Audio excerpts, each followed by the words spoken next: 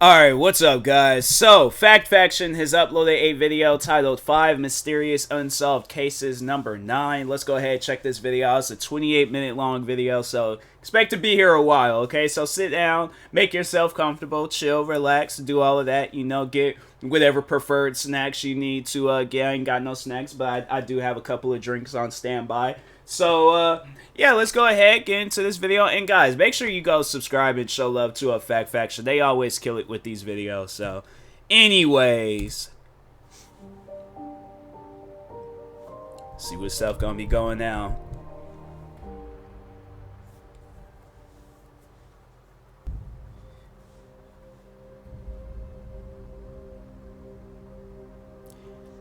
I be sitting here trying to really solve these unsolved cases and stuff. I be going at it too. I be trying to figure it out. And then welcome house guests. The suburb of Setagaya in Tokyo is largely considered to be a safe and desirable place to live. Its numerous green spaces and spacious residential dwellings sharply contrast with the noisy, bustling city that surrounds it. However, that peace was shattered when the bodies of the Miyazawa family were discovered inside their home on the morning of December 31st, 2000. They were, by all accounts, a nice and normal Japanese family.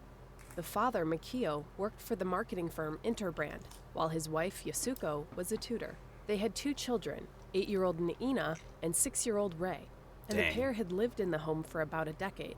In the months leading up to the murders, the Miyazawa's neighborhood had been slowly emptying out. Their property backed up to a public green space and skate park that the city was planning to expand, and the community had dwindled from over 200 families to just 4. The skate park had become somewhat of an attraction to the local teen population, leading to loud and disruptive gatherings in the area from time to time. The week before the murders, Mikio had even been seen arguing with a rather obnoxious group of teens in the area. With the park's expansion, their shrinking neighborhood, and the increased teen presence, the Miyazawas had plans to move within the next few months. The house itself was a duplex that the family shared with members of Yasuko's family, but there were no internal connections between the two homes, and both dwellings had been soundproofed to provide additional privacy. On the morning of December 31st, 2000, Yasuko's mother, Haruko, who lived next door, phoned her daughter. She found it strange that no one answered, and so she made her way over to the home and let herself in. Already feeling mildly uneasy, it didn't take long to realize something horrific had taken place. First, Haruko discovered her son-in-law Mikio covered in blood at the bottom of the stairs on the first floor. Feeling her panic rise, she began to call out for her daughter and grandchildren as she ascended to the second floor, only to find Yasuko and Naina both stabbed to death at the top of the stairs. Her grandson Rei had been strangled while he slept in his bed. The murderer is thought to have entered the home via an unlocked window in the second-floor bathroom at some point after 11 o'clock at night. There is loose evidence of the family being alive up to 10:30. Mikio accessed a password-protected email on his work account at that time, and it is unlikely that anyone else is responsible for that digital clue. However, as horrifying as the murder is, what makes this case truly baffling is the amount of time the killer spent in the home after his crime spree. Police believe that the man spent multiple hours in the house, drinking tea and eating ice cream. He left behind a fair amount of bodily evidence as well. His fingerprints were discovered on the ice cream wrappers. His blood was in multiple places throughout the house, and he had defecated in the family's bathroom without bothering to flush.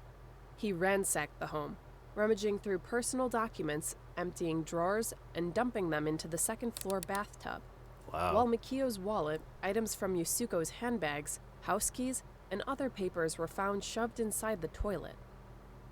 Around 1 o'clock in the morning, the perpetrator accessed the internet from the family computer, visiting sites previously bookmarked by Yasuko and Mikio. At some point during his stay, the killer took a nap on the sofa.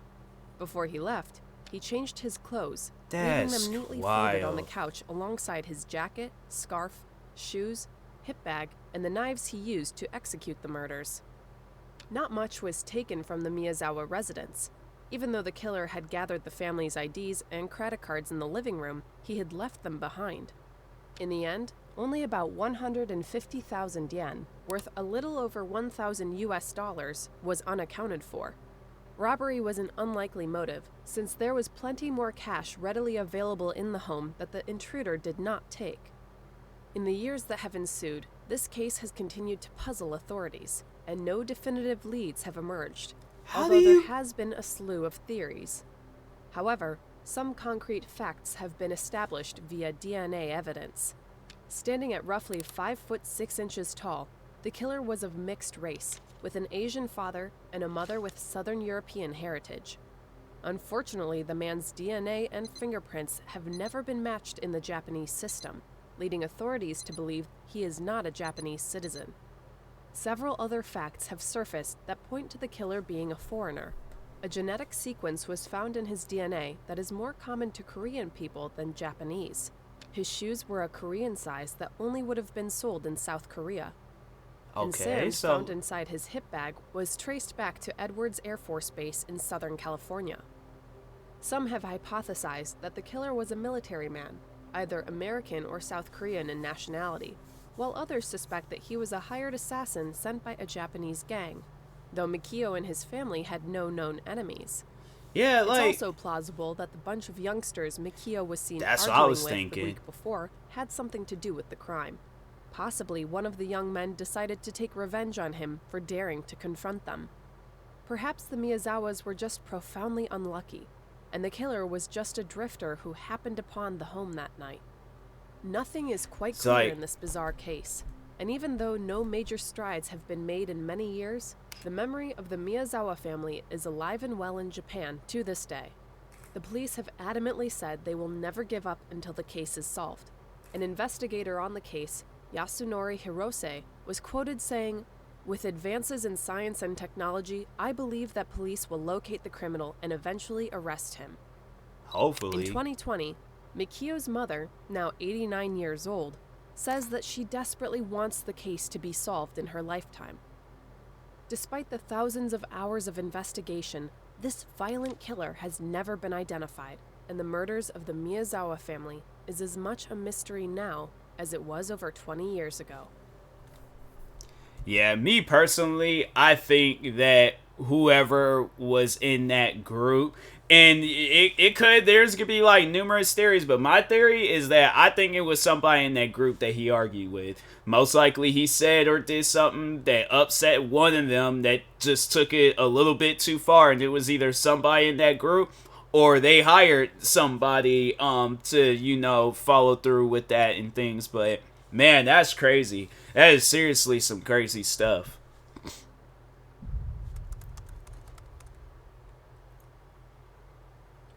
On the morning of September 15th, 2019, in Glendale, Arizona, Jessica Nunez woke up to a strange set of circumstances.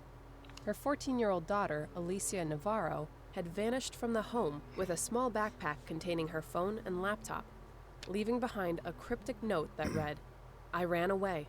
I will be back. I swear. I'm sorry." Dang. Alicia hadn't had the most typical or easy of childhoods.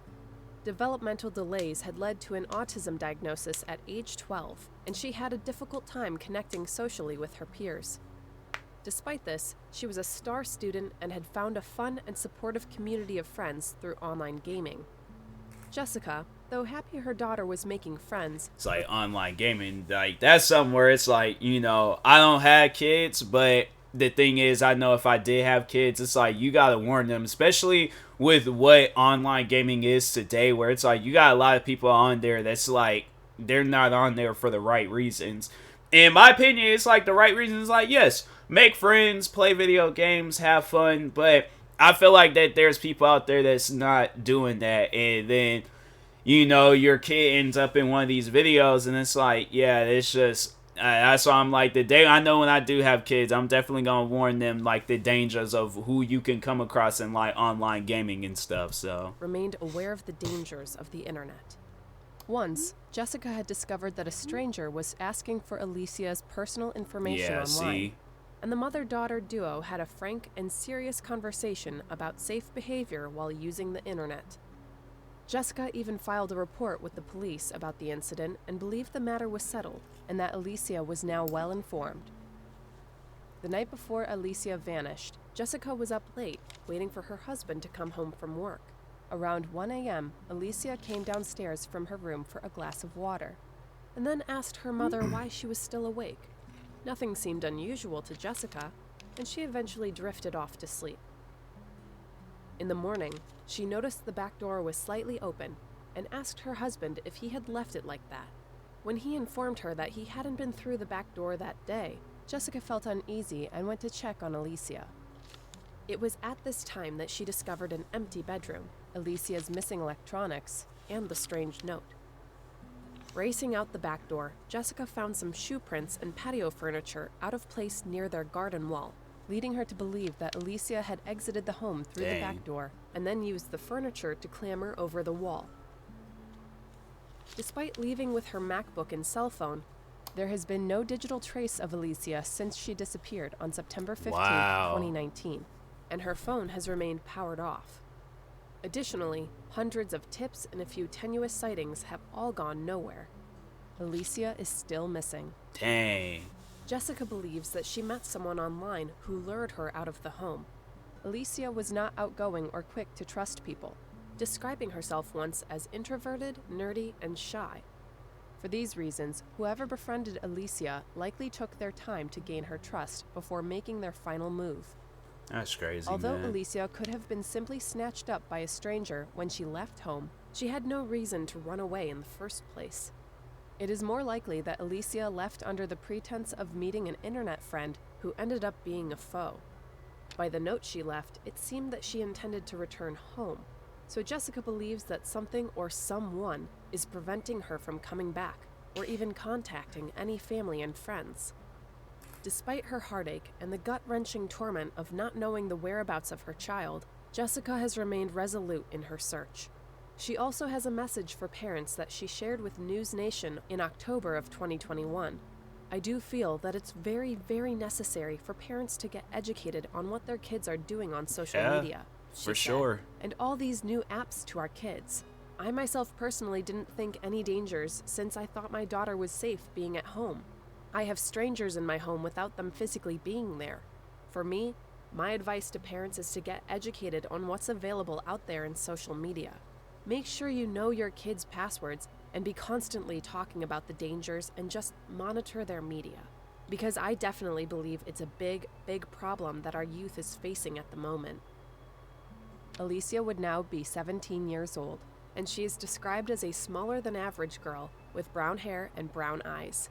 At the time of her disappearance, she had braces, stood at 4'9", and weighed 90 pounds. If anyone out there viewing this has any information about Alicia's whereabouts, you can call 623-930-3000 to get in touch with Glendale, Arizona Police.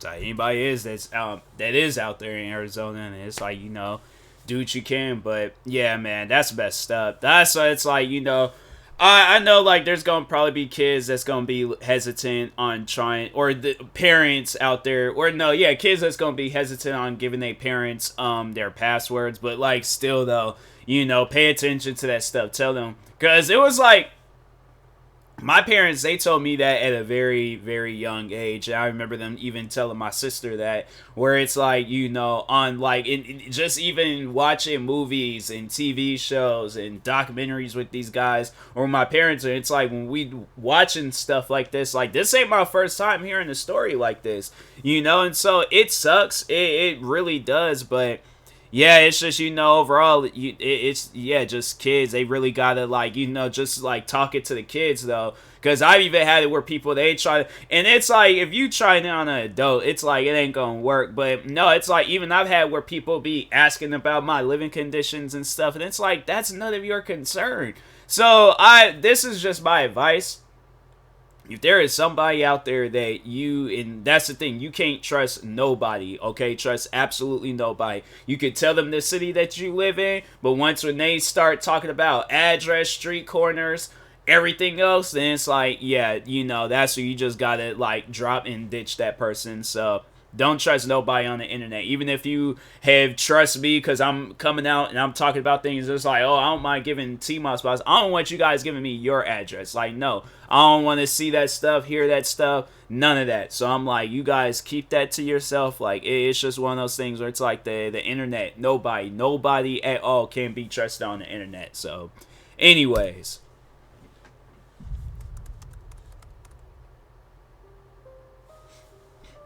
Known as a rising star in Washington, D.C. legal circles and a prominent member of the D.C. Asian American community, 32-year-old lawyer Robert Wone's murder shook the city. Naturally, being a large metro area, D.C. sees quite a bit of murder, but not in the posh DuPont Circle neighborhood where Robert was killed. Robert lived outside the city in Oakton, Virginia. I remember hearing that because, the dude that plays in Guardians of the Galaxy, Dave Bautista, he came out with a book back in 2007. He was talking about, like, Washington, D.C. It's rough. Like, I don't know if it's still like that or if it's, it has changed since then, but no, it was based off of from what I had read from what he was talking about. No, D.C., it's a rough spot. His wife Kathy, and regularly commuted into D.C., first for his job with the Covington and Burling law firm, and more recently for his new position as the general counsel for Radio Free Asia. While his new position wasn't as lucrative as his previous job, Robert was enthusiastic about Radio Free Asia's mission to provide uncensored media to disadvantaged communities throughout Asia. However, on the night of August 2nd, 2006, Robert was working late and decided to stay at his friend's house rather than making the long commute home. Price, the aforementioned friend, had met Robert at William and Mary, where he had attended college, and owned a $1.2 million four-bedroom townhouse in DuPont Circle.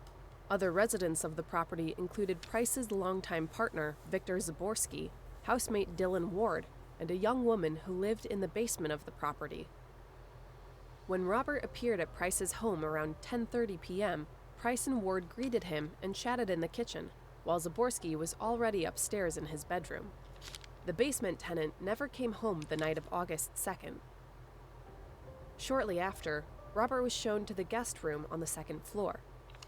Ward said his goodnights and proceeded to his bedroom, also on the second floor, while Price continued up to the third-floor master bedroom he shared with Zaborski. Ward recalled hearing Robert shower and then closed the door to the guest room before he drifted off, thanks to a sleeping pill he had taken earlier. Not long after everyone had gone to bed, Price and Zaborski heard the downstairs door chime, which signaled someone entering. The house was equipped with a security system that would sound whenever a door was opened. Assuming it was their downstairs tenant, the pair thought nothing of it until they heard guttural grunts on the second floor. Jumping out of bed, the two ran downstairs and found Robert bleeding on the bed, with a knife laying on his stomach. At 11:49 p.m., Zaborski called 911 and indicated to the operator that he and his partner were attempting to staunch the bleeding. Okay, is he breathing? He's breathing, but he needs help now. Okay, we have help en route, ma'am, okay? We do have help en route. Okay, just go down there and try to tell your husband or your other half to just try to keep him calm and talk to him, okay? Keep him calm and talk to him until someone gets there. Okay. And at the same time, get a dry cloth and just hold it right there in the area. My partner's holding the holding it on him. Okay, and once it gets saturated with blood, tell him get another one. Go get another towel so you can apply it on top of that one once it gets filled up with blood. We need you to apply pressure on that area. He is applying pressure right now. Okay, just hold it there until the paramedics get there. They should be pulling up any moment if they're already en route to your location. You don't know who did this. We have no idea who did this. That's crazy. However, by the time the paramedics arrived at the townhouse, Robert's body was suspiciously clean, as was the crime scene. It didn't appear that a gruesome stabbing had occurred at all. In fact, it looked like Robert had been cleaned and dressed. A knife smeared with Robert's blood was found beside the body, and Price remarked to the police that they would likely find his DNA on it since he had moved the weapon, but that the real killer would have worn gloves. Although all three male residents of the townhouse agreed that the killer likely entered through the back door, the story wasn't quite making sense to investigators. Yeah, that's weird. There was no sign of forced entry, and Ward's room was before the guest room in the hall. Why would the killer have passed by Ward? That would have meant that Robert was specifically targeted, as the only people who knew where he was were the residents of the house and his wife. He and his wife had a loving relationship, and there were no known enemies that would make such a targeted kill plausible. That's weird. During the autopsy, 3 stab wounds were found, as well as several needle marks and evidence that indicated Robert had been sexually assaulted and smothered before his death. Wow. Police ultimately hypothesized that Robert was drugged with a paralytic agent before being assaulted and murdered. That's crazy. Unfortunately, a routine drug panel yielded no evidence. Nothing was quite adding up, but there were no concrete facts to pin the crimes on Price, Ward, and Zaborski. Eventually, the trio was charged with obstruction of justice in November of 2008. Robert's wife, Kathy, filed a civil lawsuit against them several days later for $20 million. Despite the suspicious circumstances, in 2010, the men were cleared of all charges. Wow. The judge said that she believed the men knew more than they were saying, but that she couldn't believe beyond a reasonable doubt that they were guilty of obstruction of justice. Kathy settled her civil suit in 2011 for an undisclosed amount. Sadly, no progress has been made in this bizarre case. That's crazy. A theory pointing to Price's troubled brother Michael has been entertained, but he eventually produced an airtight alibi.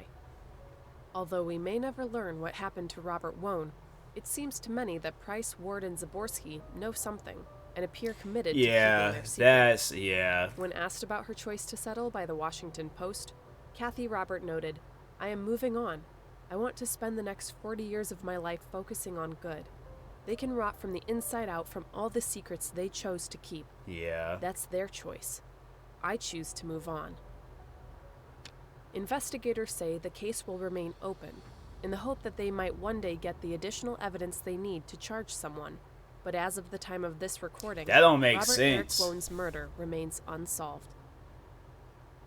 Cause then it didn't wasn't it said that like when the front door, maybe it's like for both doors where like a thing goes off and stuff. But yeah, something ain't adding up with that. Something ain't adding up at all. I'm like, that don't sound right. And I'm like, you guys, I think what needs, and I don't know if they didn't or not, but I'm like, nah, they need to check like the history, ask employees, people that work with them, like, hey, did these individuals have any issues or anything, or like even do some investigating on them guys. I'm pretty sure something can be found, but I'm like, nah, that just don't sound right to where it's like, all the people that, so it's like the 3 guys, you know, and then that roommate underneath, and it's like something, I've been like asking each and every, or just the people around them, employees, family is gonna most likely defend them, but yeah, just find anything possible. And I'm like, if there is anything leading back to those guys that's just suspicious, then I'm like, y'all need to arrest them, but that's not normal. When children go missing, the authorities are usually quick to act, realizing that time is crucial. Unfortunately, the same luxury is rarely afforded to adults who disappear, even when the circumstances are more than a little fishy. In 2017, Elaine Park was a 20-year-old aspiring musician and actress who had landed some bit parts in movies and TV shows like Crazy Stupid Love and Desperate Housewives. Growing up in La Crescenta, a suburb of Los Angeles, she had been a cheerleader in high school, and she was described as spunky and likable. Although she had initially pursued higher education at Pierce College in Los Angeles, by January of 2017, she had dropped out, intent on following her acting career. On the night of January 27, 2017, Elaine had gone to a movie with her boyfriend, Divine, or Div Compare, the son of a well-known Los Angeles businessman. The pair had been on again, off again for some time, but had recently reconnected. After the show, security footage showed the pair returning to Div's apartment in Calabasas around 1 a.m., roughly 30 miles west of Elaine's home in La Crescenta. According to Div, the two went to sleep until Elaine woke him around 4 a.m., shaking, singing, and acting oddly. He believed she was in the midst of a panic attack, and he tried to get her to calm down. 2 hours later, security footage picked up Elaine walking towards her vehicle around 6 in the morning, appearing stable and normal, despite Div's claims that, still in the throes of her panic attack, she threw on her clothes and left in a hurry without telling him where she was going.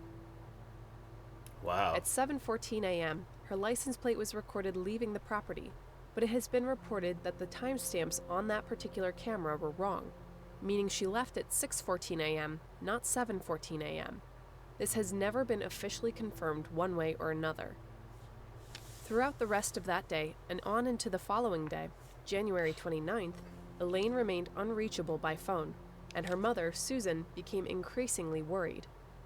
She tried to file a report with the local police department, but was rebuffed since Elaine was an adult. Authorities believed at the time that she had simply run off for a bit, despite Susan's protestations that this was extremely out of character for her daughter. An official report was not filed until Monday, January 30th, after 2 full days had passed. Police initially questioned Div, but since he remained cooperative and was eventually ruled out as a suspect, his apartment and the surrounding areas were never searched. On February 2nd, Elaine's gray Honda Civic was found just off the Pacific Coast Highway in Malibu. All her doors were unlocked, and her personal belongings were still inside the car, including the keys in the ignition. Although the car was dead, the keys were turned to the on position, meaning that the battery had been left to drain. There was no sign of a struggle or foul play, leading investigators to surmise that Elaine had left the car willingly, though it was a strange place for her to have wound up. The car was found 20 miles to the west from her last known location at Div's apartment in Calabasas, and was even further west from her home in La Crescenta. What was she doing on a stretch of highway by the ocean so early in the morning? Clearly, she wasn't on her way home. Dogs were brought in to find her scent, and the search expanded around the surrounding rocky landscape with ATVs, divers, and drones. No trace of Elaine was found. The prevailing theory became suicide, with police believing she simply took her own life. Although Elaine was known to have bouts of depression, her family and friends strongly disagree with this conclusion, suspecting that foul play is the more likely scenario. Police have never ruled out that something sinister may have befallen Elaine, but they continually told her mother it was more likely that she had either committed suicide or run away on her own. Her mother has hired a private investigator to look into the matter, but nothing conclusive has been determined despite multiple cash rewards being offered over the years. Everything about Elaine Park's disappearance is clouded with suspicion, from the muddy timeline of the morning of January 27th to her boyfriend's account and the police's refusal to explore his role further, to the pristine state of her car when it was discovered. Aside from suicide, other theories have been floated over the years. Could she have been abducted by a stranger? It seems unlikely, or at least implausible, that there are no witnesses, since the Pacific Coast Highway is a well-traveled road, and it would have been sunny by the time she reached Malibu. Others think the boyfriend Div is more involved since there is unaccounted for time, and we don't know for sure if Elaine was behind the wheel of her Honda when it was recorded leaving his apartment. At this juncture, though, everything is pure speculation. Elaine is a Korean-American woman, standing at 5'6" with brown hair and brown eyes. She liked to wear heavy makeup and has 3 distinctive tattoos: a cow skull and a moth on her left arm, a dagger on her right arm, and a rose on her left shoulder. If you have any information about Elaine Park, you can call the tip line at 1-800-551-3080 or the Glendale Police Department at 818-548-4911.